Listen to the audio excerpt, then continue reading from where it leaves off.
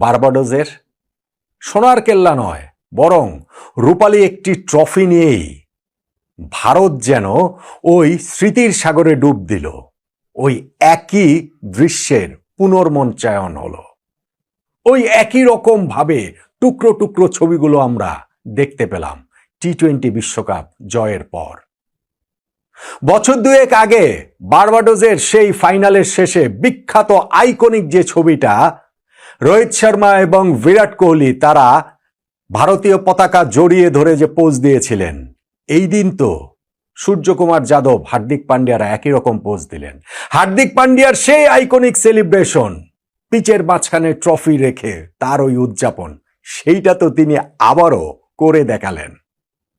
সেদিনও ম্যাজিশিয়ান জাসপ্রীত বুমরা তার sports broadcaster স্ত্রী সঞ্জনা গানসেনকে নিয়ে যেভাবে উল্লাস করেছিলেন, এই দিনও তো সেটাই দেখা গেল। ঘরের মাটিতে ভারতের খেলা বলে পরিবার পরিজনের সবাই তো উপস্থিত ছিলেন এবং সবার সঙ্গে ভারতীয় ক্রিকেটাররা ওই উল্লাসটা বহুগুণে বাড়িয়ে দিয়ে করেছেন। জাতীয় পতাকা নিয়ে তারা সেই উদযাপনে মেতে উঠেছেন। মাঠের আহমেদাবাদের এই স্টেডিয়ামের 1,30,000 দর্শক তো রয়েছেনই, সঙ্গে 140 কোটি ভারতীয় ক্রিকেট দর্শক এই মুহূর্তটা উপভোগ করেছে পুরোপুরি। আর তাতে করে এই জাতিস্বরের মতো 2 বছর আগের ঘটনাটা ফিরে এসে একটা প্রায়শ্চিত্ত কি ভারতীয় ক্রিকেট করলো না? ভারতের এইবার বিশ্বকাপ না জেতার কোনো কারণ ছিল না, ভারতের এইবার বিশ্বকাপ না জেতার কোনো অপশন ছিল না। হ্যাঁ, টি-20 ওয়ার্ল্ড কাপের হিস্ট্রিতে তার আগের যে 9টা আসর হয়েছে, কোনো আসরে ডিফেন্ডিং চ্যাম্পিয়নরা পরের আসরে শিরোপাটা ধরে রাখতে পারেনি। তবুও এই ভারতের উপরে সেই প্রেসার, প্রত্যাশা সবই ছিল প্রবলভাবে।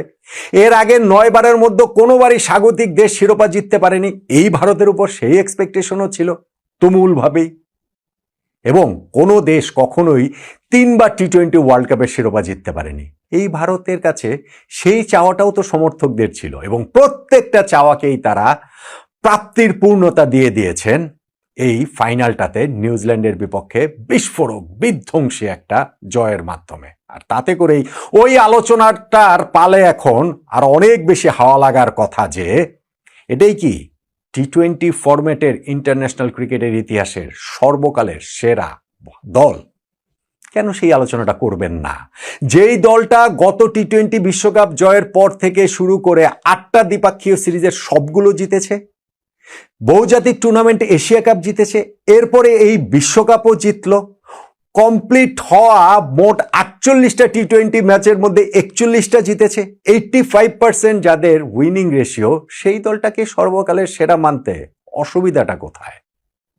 ভারতীয় ক্রিকেটের এই সূর্য সন্তানরা, আমি আমার টার্নিং পয়েন্টের ভিডিওতে বলেছিলাম, ভারতীয় ক্রিকেটের সূর্য সন্তান হিসেবেই তাদের ইতিহাসে অমরত্ব নিশ্চিত হয়ে গিয়েছে। এবং সেই সূর্য সন্তান 2 অর্থেই, আক্ষরিক অর্থেও যেমন, প্রতীকী অর্থেও তেমন।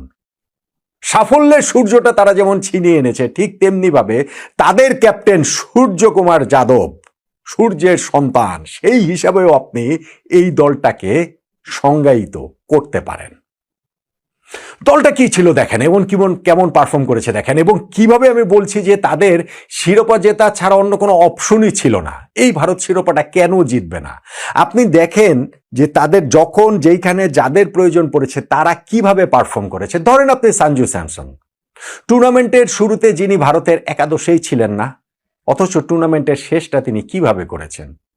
ভার্চুয়ালি কোয়ার্টার ফাইনালে রূপ নিয়েছিল যেই ম্যাচটা ওয়েস্ট ইন্ডিজের বিপক্ষে, সেই ম্যাচে 50 বলে অপরাজিত 97 রানের ইনিংস খেললেন। সেমিফাইনাল ম্যাচে ইংল্যান্ডের বিপক্ষে 42 বলে 89 রানের ইনিংস খেললেন।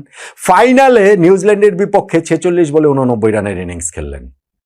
3টে ম্যাচেই তিনি সেঞ্চুরি পেতে পারতেন, পাননি একটাতেও। তাতে কি যায় আসে? এই 3 ম্যাচে তিনি যেরকম পারফর্ম করেছেন, দলের একাদশে না থাকা একজন ক্রিকেটার যেভাবে পারফর্ম করেছেন, এইটা আসলে ক্রিকেট ইতিহাসেরই সবচেয়ে আনন্দদায়ী কামব্যাকগুলোর একটা, সবচেয়ে রিমার্কেবল কামব্যাকগুলোর একটা সঞ্জু স্যামসনের এই স্টোরিটা। টুর্নামেন্টে মাত্র 5 ম্যাচ খেলেছেন তিনি, 321 রান করেছেন এবং এর মধ্যে এই শেষ 3টা ম্যাচেই তিনি 275 রান করেছেন। টুর্নামেন্টে তার স্ট্রাইক রেট 200, তার ব্যাটিং অ্যাভারেজ 80, এবং এই মাত্র 5 ম্যাচ খেলেই কিংবা এই শেষ 3টা ম্যাচের পারফরমেন্সেই সঞ্জু স্যামসন হয়ে গেছেন বিশ্বকাপের সেরা খেলোয়াড়। এই দল, এই ভারত শিরোপা না জেতাটা তাদের আর অপশন থাকে কিভাবে?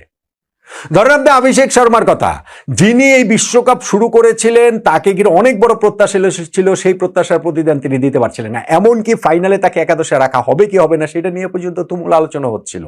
সেই অভিষেক ফাইনালে কি একটা ইনিংস খেললেন, 18 বলে তিনি 50 করে ফেললেন। ভারত যে ওই যে 250+ স্কোরটা করেছে, সেইখানে শুরুটা তো এই অভিষেক শর্মার ব্যাটিং ঝড়েই।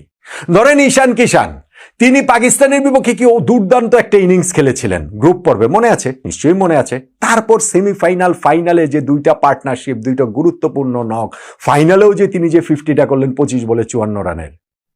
এই ভারতের কি ফেইলিওর কোনো অপশন হতে পারে? আমাকে বলেন তো দেখি। আপনি দেখেন সূর্যকুমার যাদব গত টি-20 ওয়ার্ল্ড কাপের ফাইনালটাতে তার সেই ক্যাচ, তার সেই অতিমানবীয় ক্যাচ, ডেভিড মিলারের, যেই ক্যাচটা না ধরলে হয়তো বা ভারত নাও জিততে পারতো। লাস্ট ওভারে 16 রান প্রয়োজন, ওইটা যদি ছক্কা হয়ে যায় তখন 5 বলে 10 রান প্রয়োজন। এরকম সময় তিনি যেই ক্যাচটা ধরেছিলেন সেটা তো ক্রিকেট রূপকথার চিরন্তন অংশ। এইবারের ওয়ার্ল্ড কাপের প্রথম ম্যাচটা ইউএস এর বিপক্ষে তার ওই দুর্দান্ত ক্যাপ্টেন্স নকটা ছিল। এরপরে টুর্নামেন্টটা ব্যাটসম্যান হিসেবে হয়তো তার অত ভালো যায়নি, কিন্তু ক্যাপ্টেন হিসেবে সামনে থেকে তিনি লিড তো করেছেন। তিলক বর্মা, যিনি এই টুর্নামেন্টে তার ওই ব্যাটিং অর্ডারে টপ 3-তে, নাম্বার 3-তে শুরু করেছিলেন, তিনি দলের প্রয়োজনে যখন তাকে লোয়ার মিডল অর্ডারে নামিয়ে দেওয়া হলো, সেইখানটা তো কি দুর্দান্ত পারফর্ম করেছেন। শিবম দুবে কি অসাধারণভাবে ছোট ছোট যে নকগুলো, সেগুলো দলের প্রয়োজনে কাজে এসেছে। ফাইনাল ওভারটাতে যে তিনি 24 রান নিয়েছেন, অন্যান্য অনেকগুলো ম্যাচেও রয়েছে, তার কন্ট্রিবিউশনটাকেও কিভাবে বলবেন? এবং Jasprit Bumrah, my goodness, magician. Cricket ইতিহাসে টি-20 ফরম্যাটে সর্বকালের সেরা বোলার, ফুল স্টপ। এটা আমি আগে একটা ভিডিওতেও বলেছিলাম, আলোচনায় বলেছিলাম। একটা বিস্ময়কর ব্যাপার ছিল যে টি-20 ইন্টারন্যাশনালে জাসপ্রীত বুমরা কখনো 4 উইকেট পাননি। সেই বিস্ময়টাও কাটালেন এবার ফাইনালে। তিনি ফাইনালি 4 উইকেট পেলেন, টুর্নামেন্টে 14টা উইকেট নিয়ে হাইয়েস্ট উইকেট টেকার তিনি। এবং ফাইনালের চেয়েও সেমিফাইনালে তিনি যেই বোলিংটা করেছিলেন, ওই যে ইংল্যান্ডের বিপক্ষে 5 ওভারে 69 রান প্রয়োজন, ওই সময় তার 2 ওভার থেকে মাত্র 8 যোগ 6 14টা রান দিলেন, ওইখানেই তো ম্যাচ ডিসাইড হয়ে গেছে, ওইখানেই তো ভারত ফাইনালে উঠে গেছে। সো এই ম্যাজিশিয়ান যদি থাকে তাহলে ভারতের ফেইলিওরের অপশনটা কোথায়? হার্দিক পান্ডিয়ার সেই সেমিফাইনালের হিরোইক্স 19 নম্বর ওভারটা মাত্র 9 রান দেওয়া, ফাইনাল শেষেও বলছিলেন যে ওই ম্যাচটাকে 2024-এর ওয়ার্ল্ড কাপ ফাইনালের মতো করে ভেবেছিলেন, সেই স্মৃতি তিনি ফিরে এনে নিজেকে ইন্সপায়ার্ড করেছিলেন। এই দল কিভাবে ফেল করে? বরুণ চক্রবর্তী, টুর্নামেন্টে হাইয়েস্ট উইকেট টেকার তিনিও, হ্যাঁ অত ভালো টুর্নামেন্ট তার কাটেনি, ফাইনালটাও তিনি যে খেলবেনই এমন কোনো নিশ্চয়তার জায়গা ছিল না, কিন্তু খেলেছেন এবং সবচেয়ে গুরুত্বপূর্ণ উইকেটটা তো তিনি নিয়েছেন। নিউজিল্যান্ডের টিম সেইফার, যিনি 26 বলে 52 করে ফেলেছিলেন, তার উইকেটটা তো বরুণ চক্রবর্তী তুলে নিয়েছেন।